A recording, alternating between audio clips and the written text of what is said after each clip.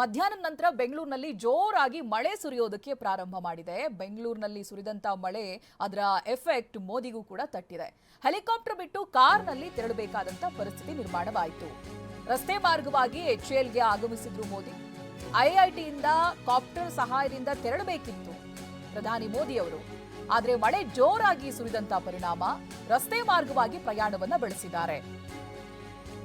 ಹವಾಮಾನ ವೈಪರೀತ್ಯದಿಂದ ಮಾರ್ಗ ಬದಲಾವಣೆ ಮಾಡಿದ್ರು. ರಸ್ತೆ ಮಾರ್ಗವಾಗಿಯೇ ಎಚ್ಎಎಲ್ಗೆ ಆಗಮಿಸಿದ್ದಾರೆ ಮೋದಿ. ನೀವು ಗಮನಿಸಬಹುದು ದೃಶ್ಯದಲ್ಲಿ. ಇವತ್ತಂತೂ ಪ್ರಧಾನಿ ಅವರನ್ನ ನೋಡಿದಾಗ ಸಾಕಷ್ಟು ಸಂಖ್ಯೆಯಲ್ಲಿ ಜನ ಸೇರಿದ್ರು.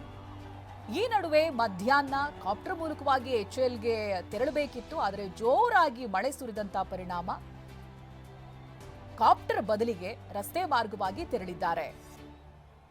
ಐಐಟಿಯಿಂದ ರಸ್ತೆ ಮಾರ್ಗವಾಗಿ ತೆರಳಿರುವಂತಹ ದೃಶ್ಯಗಳನ್ನು ಗಮನಿಸ್ತಾ ಇದ್ದೀರಿ. ಅಷ್ಟರ ಮಟ್ಟಿಗೆ ಮಳೆ ಅವಾಂತರ ತಂದೊಡ್ಡಿತ್ತು.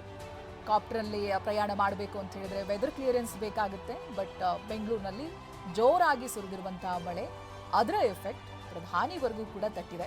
ಕಾಪ್ಟರ್ ಬದಲಿಗೆ ಅವರು ರಸ್ತೆ ಮಾರ್ಗವಾಗಿ ಪ್ರಯಾಣವನ್ನು ಬೆಳೆಸಿದ್ದಾರೆ. ಐಐಟಿಯಿಂದ ರಸ್ತೆ ಮಾರ್ಗವಾಗಿ ತೆರಳಿರುವಂತಹ ಪ್ರಧಾನಿ ಮೋದಿ ಕಾಪ್ಟರ್ ಅನ್ನ ಬಳಸಿಲ್ಲ. ಹವಾಮಾನ ವೈಪರೀತ್ಯದಿಂದಾಗಿ ಮಾರ್ಗ ಬದಲಾವಣೆ ಅನಿವಾರ್ಯವಾಗಿದೆ. ರಸ್ತೆ ಮಾರ್ಗವಾಗಿಯೇ ಅವರು ಎಚ್ಎಎಲ್ಗೆ ಆಗಮಿಸಿದ್ದಾರೆ.